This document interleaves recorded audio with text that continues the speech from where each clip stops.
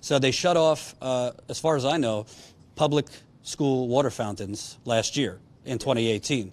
I saw some headlines on it, but I didn't really see I didn't see it on CNN. I just saw it local headlines. I believe it was the school superintendent or something said we're taking proactive measures because in some of their testing they found high lead levels. Yes. But as far as I could tell, it's not like they're digging up the pipes to see if the pipes are busted. They're basically throwing in filters and a lot of what we've seen in Flint. Yeah. So can you kind of talk about first the water issue, not just what happened last year, but this predates the schools. This has been citywide for a long time. Mm-hmm. Well, I've been mostly working with Hydrate Detroit around the drainage fees and high water rates that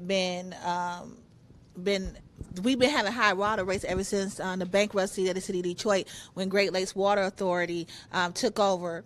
And we have mass water shutoffs. We have a situation where in the city of Detroit, if you don't pay your water bill, they can actually put a lien on your property and take your home. So we have people that actually lost their homes over a water bill. So it's very serious here. A lot of people have got sick because of the water shutoff. Also, the hepatitis. We have bad hepatitis outbreak in the city of Detroit. We have homes that have old pipes, but also the main pipes that we're paying for with our city taxes has not been updated. And we trying to figure out where the money is going. And so the main pipes under the street, underneath the streets, and then also the lead pipes going up to the house and stuff like that. And so we have all these situations going on. We don't have any really response from the city government as far as the director of Detroit and Water and Sewage, Gary Brown.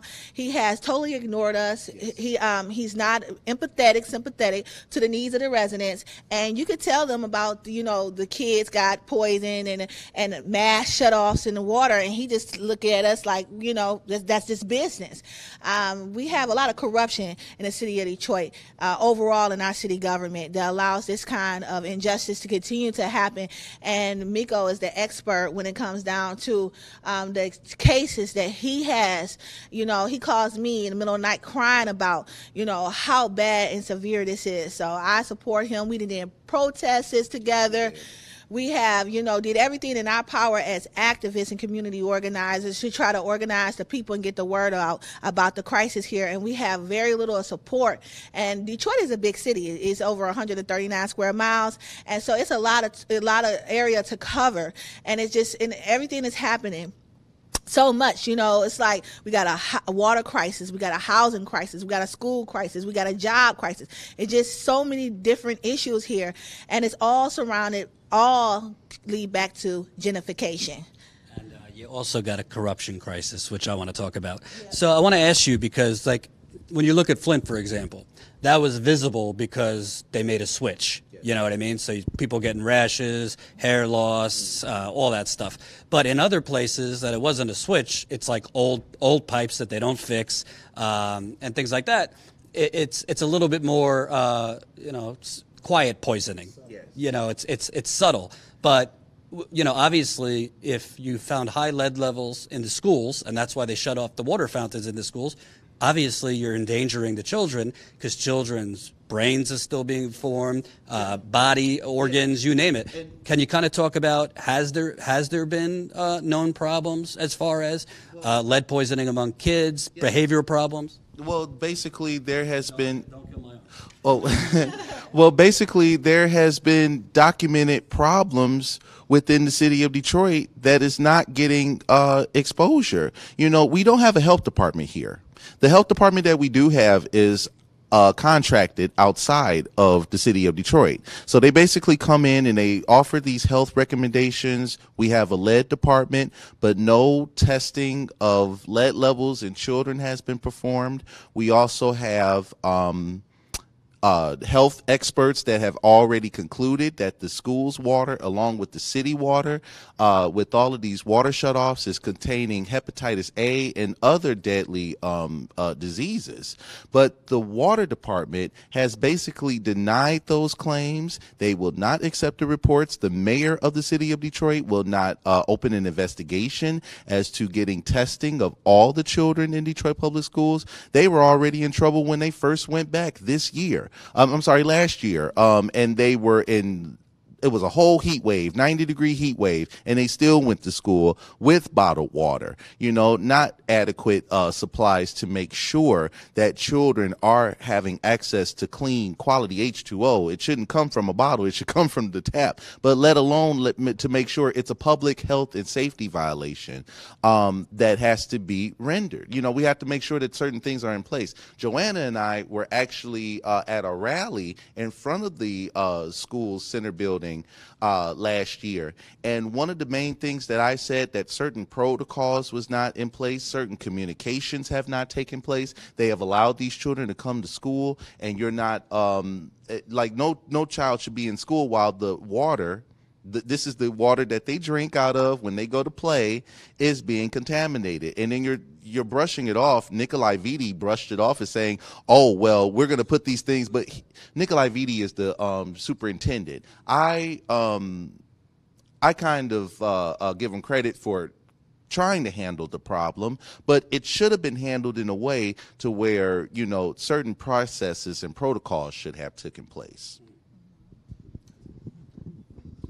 Ask you a follow-up, because it seems to me, let's put it this way: if the Upper West Side of Manhattan they found high lead, they'd be in there probably within 2 hours. They'd probably dig up some yard, dig up the streets, because those are frankly wealthier parents and children. So how is it that they shut down the water fountains, but they're not checking the infrastructure on the ground? They're just putting new faucets and filters on? Oh, because the Detroit Water and Sewage Department says that, even though that's their responsibility, certain things they cannot engage with. So they divided a fine line. I remember Joanna going to the mayor's meeting, district community meeting, to bring up this issue.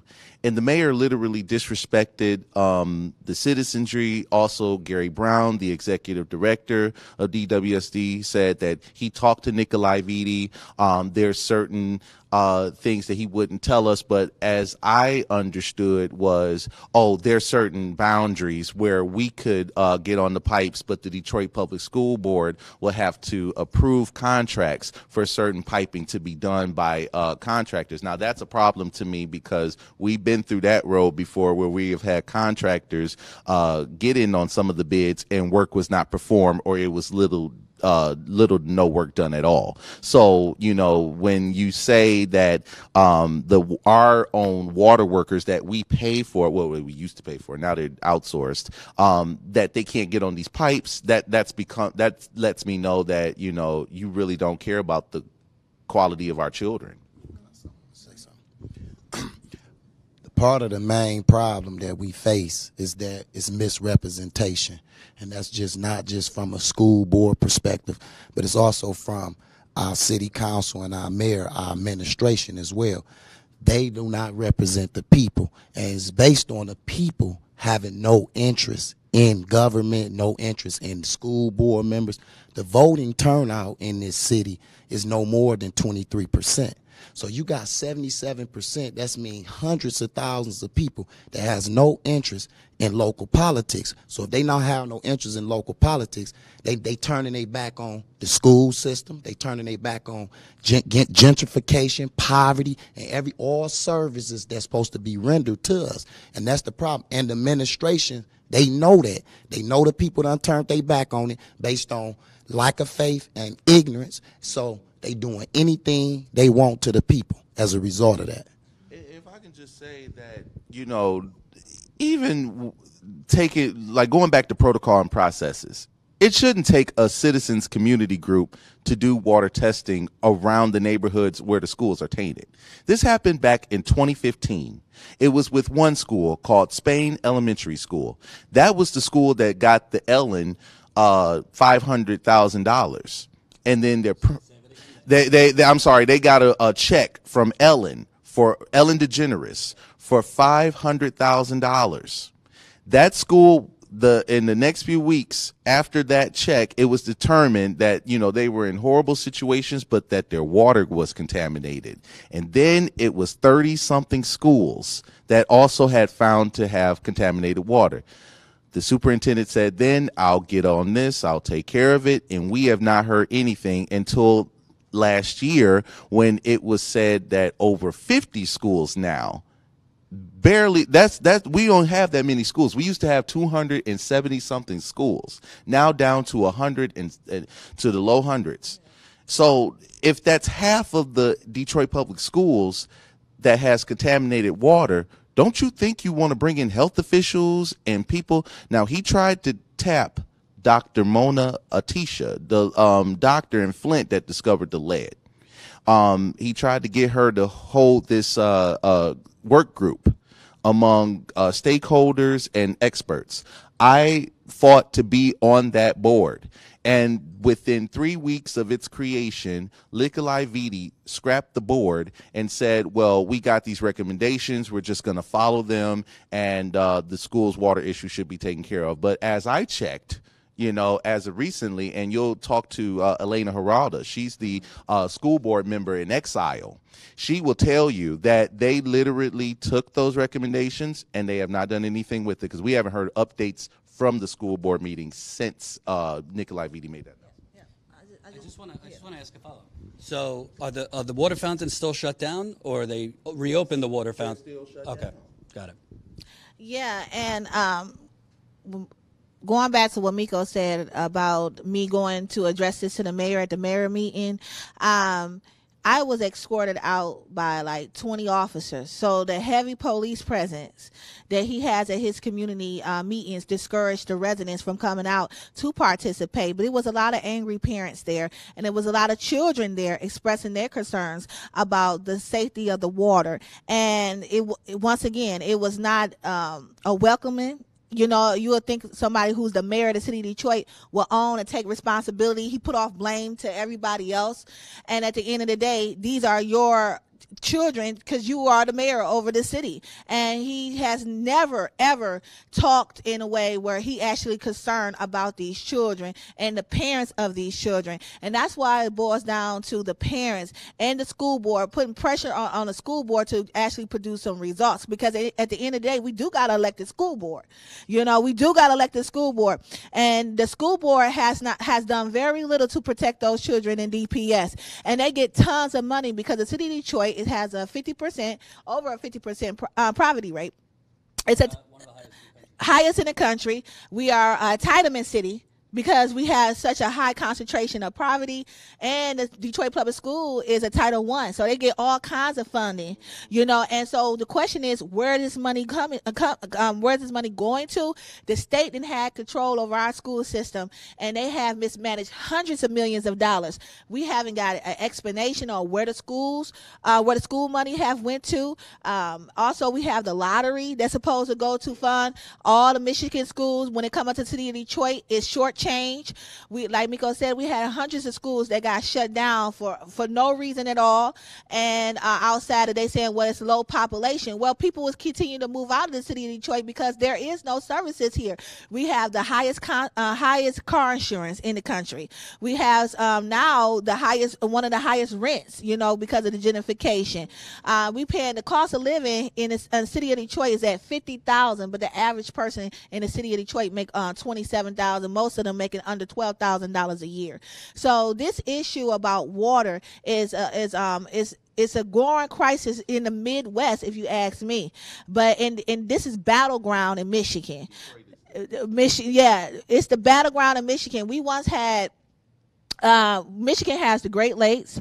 Our water and sewage system department is worth what, $80 billion plus the. $800 billion. $800 billion system that was funded by the taxpayers, okay, that covers the city of Detroit and 127 suburban communities, okay. This is a profitable water department that was stripped from the city of Detroit with a bankruptcy that was totally contrived by the last Governor Snyder. And 5 years later, we're seeing the total impact and effect of all these, authorities and all these people, financial management, and how it totally affected us in our community. And the result is death. It's a slow death, but it surely is a death.